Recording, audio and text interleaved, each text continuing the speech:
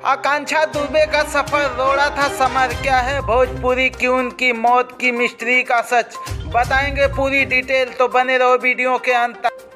भोजपुरी की एक्ट्रेस आकांक्षा दुबे के मौत के मामले में आज समर सिंह की आज वाराणसी कोर्ट में पेशी। पुलिस की कोशिश रहेगी कि समर सिंह कस्टडी रिमांड में मिल जाए तो ताकि आकांक्षा दुबे की मौत की गुत्थी सुलझाई जा सके। आकांक्षा की मां मधु दुबे ने समर सिंह के ऊपर कई आरोप लगाए, जिनको लेकर पुलिस उसके जानना चाहती है कि आकांक्षा दुबे की मौत के पीछे उनकी क्या भूमिका है। शुक्रवार को समर सिंह को गाजियाबाद से गिरफ्तार किया गया। गाजियाबाद कोर्ट ने उसे 24 घंटे के लिए कस्टडी रिमांड में वाराणसी पुलिस के हवाले किया। वाराणसी में समर सिंह को रात भर पुलिस लाइन में रखा।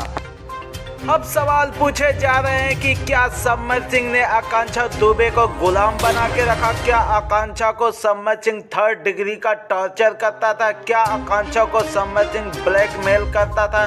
क्या आकांक्षा की मौत की मिस्ट्री का राज खोलेगा समर सिंह? भोजपुरी की उन आकांक्षा दुबे के पूर्व प्रेमी समर सिंह पुलिस की गिरफ्त में है। पुलिस के पास सवालों की लंबी लिस्ट है। हर सवाल में आकांक्षा दुबे की मौत का सबूत पूछा, लेकिन पुलिस के सामने सबसे बड़ा सवाल यह है कि क्या समर सिंह का आकांक्षा दुबे की मौत का क्या कनेक्शन है।